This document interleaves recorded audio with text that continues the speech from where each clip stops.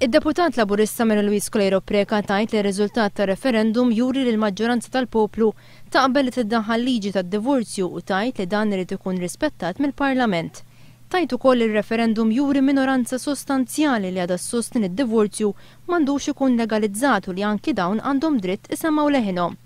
Mary Louise Colero Preca tajt li fost dawn tal-aħħar hemm numru ġmiela ta' laburisti li bħala membru parlamentari laburista ma tistax tinjora.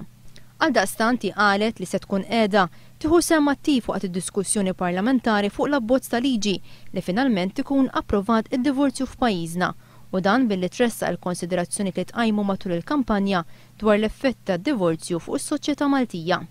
B'hekk huwa ittamat li din il-liġi tkun mirquma bl-aħjar mod ħalli dħul tad-divorzju f'pajjiżna iħalli lanqas ħsara possibbli.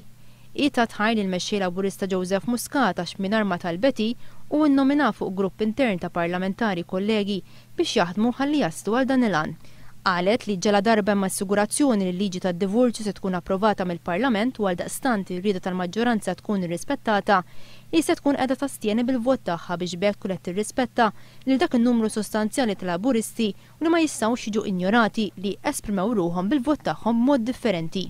Sostniet li din id-deċiżjoni ilha magħrufa mill-mexxej Laburista xhur kbar fil-waqt li hija konformi mal-linja uffiċjali tal-partit, jiġifieri li ta' lid-deputati u lill-partitarji tiegħu il-possibilità li jivvotaw skont il-kuxjenza tagħhom hija wkoll marbuta mal-kelma ta' irġulija li ingħatat minn Joseph Muscat stess xhur ilu.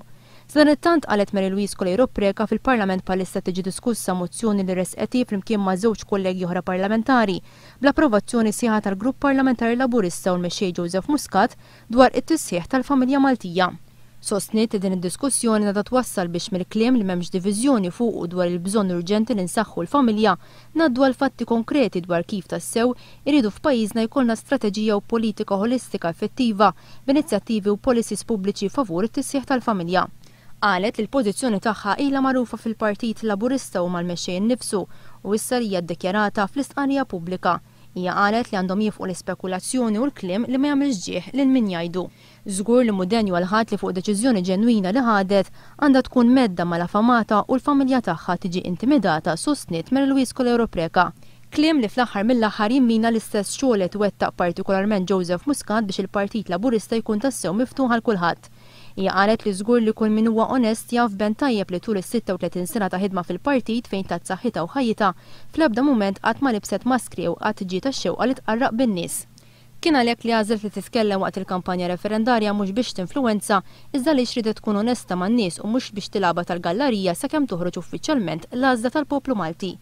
Jien ma nemmenx f'politiċi tal-gallerija iżda nemmen f'politiċi bis-sinsla li ma ddejqux li anke quddiem kurrent kontra jistqarru skont il-kuxjenza tagħhom dak li jemmnu fih.